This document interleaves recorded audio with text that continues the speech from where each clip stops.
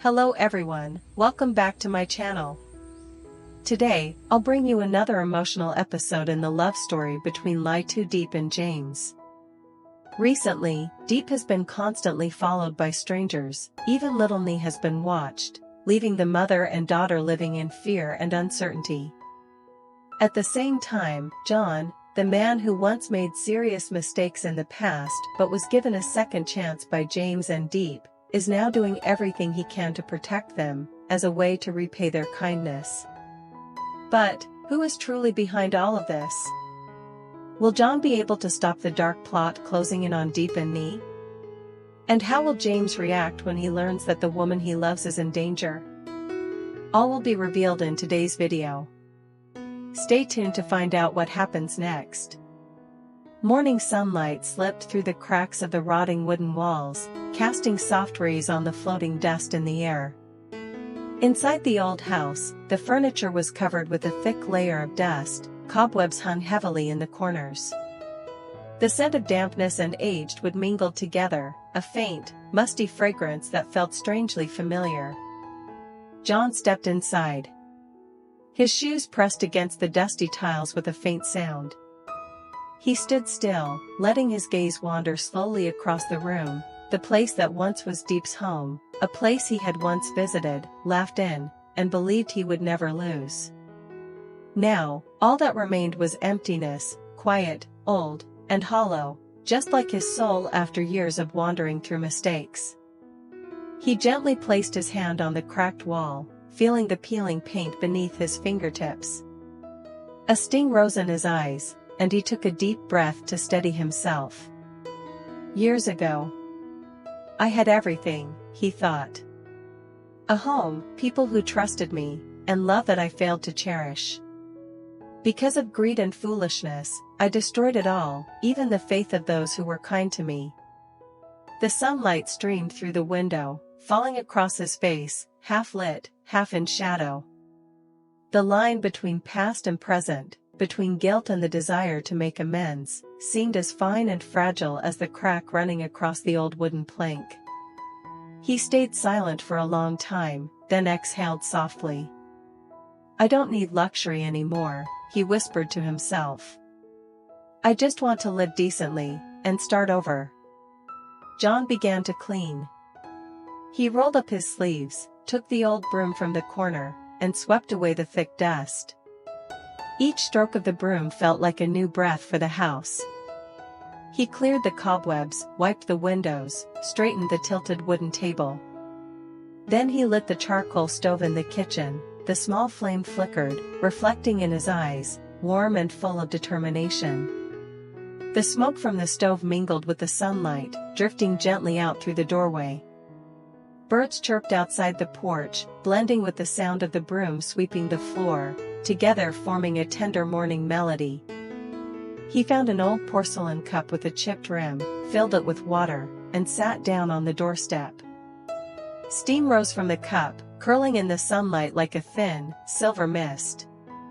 John sat there, looking out at the yard where wild grass grew between cracked tiles. Sweat rolled down his temples, but his eyes shone bright, filled with a rare peace he hadn't felt in years. From today, he murmured, I'll live differently. Not for myself anymore, but for those who once believed in me, and for Diep. The morning breeze swept through, gently rattling the door. Sunlight traced the lines on his face, the face of a man who had known loss, yet was slowly finding his way back to himself. There, in that worn-out house, a quiet new beginning was being written. In the days that followed, John began recording every small task in an old notebook he had found in the attic. On the very first page, his handwriting was still shaky, but the words were written boldly and neatly. Day 1, starting life over. From that day on, every morning, he woke up early. As dawn broke, John could be seen bending over the small garden in front of the house.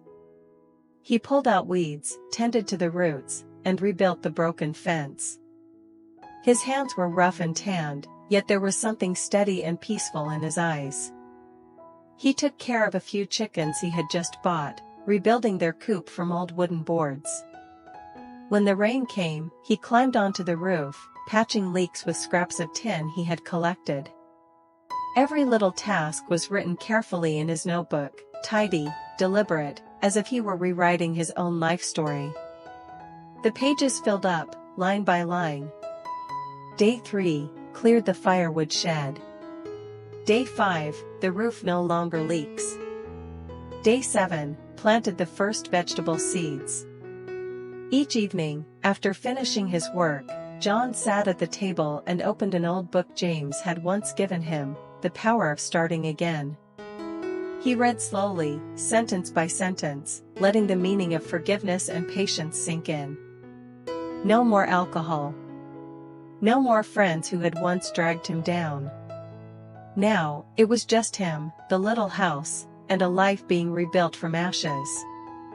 Sometimes, during his breaks, he would look toward the distance, where the faint lights of Diep and James's home flickered across the hill. A gentle smile crossed his lips. They forgave me. Now it's my turn to prove that I'm worthy of it. John closed the notebook. A breeze from outside flipped a page, revealing a new line he had written beneath. Tomorrow, continue planting new seeds. Outside, a rooster crowed, and the wind whispered through the old eaves. A new day began, quiet, simple, yet filled with the quiet strength of a man rebuilding his life from where he once fell. That afternoon, the sky was dyed a pale gold after an early rain. Droplets clung to banana leaves, glistening like tiny crystals under the sunlight. The village road, still wet and red with clay, carried the earthy scent that lingers after rain in the countryside. John wore a worn jacket, a basket of freshly picked vegetables and eggs in hand, walking slowly toward James and Diep's house. Each step was calm, but his eyes held the quiet heaviness of someone who had lived through too many storms. As he neared the village entrance, he caught sight of a familiar figure in the distance, Diep. She was walking hand in hand with little Nhi, chatting as they made their way home from school. The child's laughter, bright and innocent, mingled with the soft sounds of the afternoon, filling the air with a tender warmth. But amid that fragile peace, John suddenly froze. Across the road, half hidden behind an old tree, stood a stranger. The man wore a low-brimmed hat that shadowed most of his face. His gaze followed Diep and Nhi in a furtive, unsettling way. A chill ran down John's spine. He recognized that feeling, the instinct of someone who had once lived in the dark, who had seen the eyes of men with ill intent. Setting the basket down by the roadside, John walked steadily toward the tree. The man seemed to sense danger and turned to leave, but before he could take a few steps, John's calm yet commanding voice cut through the air behind him. "What are you doing here?" The man stopped and stammered, I'm just passing by." John stepped closer, his gaze sharp and cold as steel. "Passing by? Then why are you hiding behind a tree watching people?" The stranger fell silent, his hands trembling slightly. The afternoon air grew heavy, only the rustle of leaves broke the silence. John's tone stayed even, but there was no warmth in it. "Don't let me see you around here again. I know exactly what you're doing." The man lowered his head, avoiding John's eyes, then quickly turned and fled down a narrow path toward the edge of the village. His figure disappeared behind a line of bamboo. John stood still for a long while, watching until the man was completely gone. Then he bent down, picked up the basket, and exhaled quietly. He never told Diep what happened. Not out of fear of being misunderstood, but because he knew how easily she worried. "It's nothing," he told himself. "I can handle it." But deep inside, the unease lingered. The next evening, as the sun tilted over the rice fields, John walked down the same road again. The breeze carried the scent of ripe grain, wet soil, and distant cooking fires. His steps slowed, eyes scanning the surroundings instinctively. When he passed the narrow path leading to Diep's house, he stopped. In the mud, still damp from yesterday's rain, a fresh motorcycle tire track was pressed deep into the ground. Beside it were footprints, large, unfamiliar, unlike those of anyone in the village. John crouched down, tracing the tread pattern with his fingers. The heel was worn down, someone who had been moving a lot, possibly the same man from before. A chill pricked at his chest. He rose and looked around. The road was empty, only the wind sighing through the bamboo and birds calling in the distance. Following the tracks, John walked until he reached the small market, where a few vendors were packing up for the day. He approached one of them, an elderly woman, and asked carefully, "Have you seen any strangers near Diep's house lately?" The woman looked up from her stall. "Yesterday, a man I didn't recognize came by asking for directions to her house. Before leaving, he even took pictures with his phone. Said he was photographing the scenery, but I thought it was strange." John froze. His heart pounded in his chest. That simple remark set off alarms in his mind.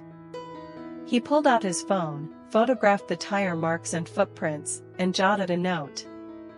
Location near Diep's house, possible surveillance. In his head, a voice spoke coldly and clear. "I won't let this happen again." He stood motionless for a long time. The evening wind rustled through the bamboo, scattering dry leaves that twirled through the air like fragments of old memories from a man burdened by his past. John knew one thing: if someone truly was watching Diep, this wouldn't end easily. He tightened his grip on the phone, eyes fixed on the distant road leading to Diep's house, where the mother and daughter still lived, blissfully unaware. And within him, a new resolve took root: no matter what it cost, he would protect them. That morning, when the early dew still clung to the rows of erica palms by the gate, the sound of a motorbike echoed from afar. James stopped in front of the old house, once filled with memories, now John's new home. The bamboo gate was slightly ajar. Inside came the sound of sweeping, and the soft chirping of chicks around the yard. The air was calm and peaceful, so different from the noisy, shadowed days of the past. James stepped in, smiling faintly when he saw John wiping the windows, sleeves rolled up, sweat glistening on his forehead. "You really cleaned up this place?" James asked, half surprised, half impressed. John turned, his eyes calm yet deep. "Yeah. I wanted to start again, right where I made my mistakes. Maybe only here can I learn how to live properly." James nodded, glancing around the house that now looked completely transformed. The rotting planks had been replaced with new wood, the stove rekindled, small flower pots lined neatly along the porch, everything tidy and warm. He said nothing for a while, just exhaled softly, a hint of relief in his eyes. "You've done well, John," James said slowly. But his voice soon grew heavier. "I heard something happened the other day." John paused, his expression darkening slightly. "There was someone following Diep and Little Nhi. I scared him off, but I don't think it's over yet." The room fell silent. Only the wind slipped through the cracks in the door, making the oil lamp on the table flicker. James looked at John, worry and trust blended in his gaze. Then, he said quietly, "We'll protect them. Together." John looked up. For a moment, neither spoke, then both nodded, a vow sealed without words. They sat at the old wooden table, spreading out a blank sheet of paper. The yellow lamplight cast their shadows across the surface, two men, one burdened by his past, the other scarred by old wounds, now united by a single purpose. James picked up a pen and began writing. "Assignments and surveillance." John spoke firmly. "I'll watch the market, the stream, and the back road near the house. That's where I saw him last." James nodded. "I'll review all the cameras around the farm. And I'll ask the local officers to help keep an eye on strangers in the area." John added quietly, but we can't let Diep know. She'd worry too much. James replied, I understand. Leave the rest to me. They fell silent again, then clasped hands across the table. The handshake was firm, a wordless bond of trust and redemption. Morning light streamed through the wooden frame, reflecting off their faces. Two men, one redeemed from his mistakes, the other still healing from pain, now stood on the same side, united in one mission: to protect Diep and Little Nhi's peace. Outside, the sunlight rose higher, falling across the paper on the table, where the first lines of their plan marked the beginning of a new journey, the journey to protect what matters most. That noon, sunlight spread golden across the red-tiled rooftops. John and James stood silently under the porch, gazing at the half-finished plan on the table. Neither spoke, yet both understood, what lay ahead would no longer be just about watching or protecting. John carefully folded the sheet of paper and tucked it into his pocket. His voice was low but firm. I'll start at the market. If that man's still hanging around, he'll slip up sooner or later. James nodded. I'll quietly ask the commune officers to help keep an eye out. As for the farm, I'll recheck the entire camera system. If you need anything, just call me. Their eyes met, brief but resolute. No more distance, no more judgment, only a shared purpose: to protect Diep and Little Nhi with everything they had. That afternoon, John put on his jacket, slung a small bag over his shoulder, and set out. The village road stretched under the pale sun, wind sweeping through the fields beyond. He stopped by a roadside stall near the market, pretending to buy something while scanning his surroundings. His eyes darted quietly from face to face, strangers passing, familiar yet fleeting. In the distance, the temple bell rang softly, blending with the hum of the afternoon market. John stood there, gaze sharp yet shadowed with unease.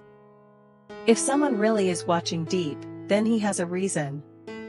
But what is it? Meanwhile, back at the farm, James sat before the security monitors. He replayed old footage, zooming in on corners, movements half hidden behind the fence. Then he froze. In one frame, a shadow stood at the edge of the property, a man in black, wearing a hat. James leaned forward, trying to sharpen the image, but it was too blurred to identify. This isn't coincidence, he muttered. He's been here before. The sky turned amber as evening crept in.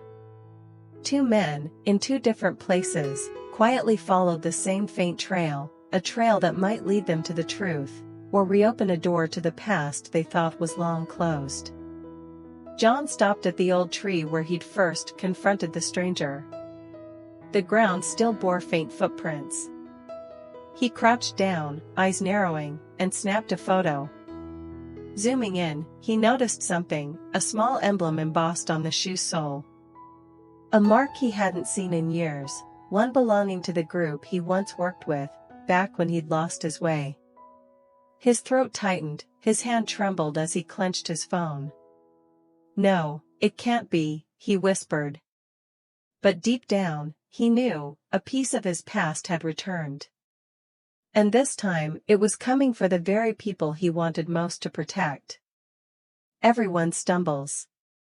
But only those who dare to face their past can truly rise again. Stay tuned for the next episode. As John follows the stranger's trail, he discovers a shocking truth: the man is connected to his own dark past. Xin chào tất cả mọi người đã quay trở lại với kênh của mình. Hôm nay thì mình tiếp tục tải video lên về câu chuyện của LyTuDiep và COG. Đây, hiện tại thì mình cũng đang làm và chưa có xong.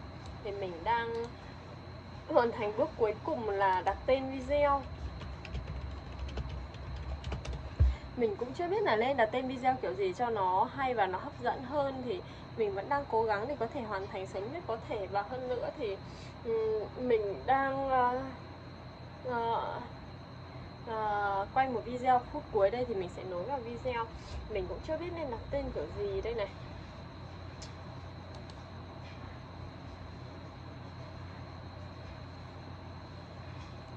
Mọi người hãy cùng đón xem video sau để biết thêm tình tiết câu chuyện nhé. Cảm ơn mọi người rất nhiều. Tạm biệt.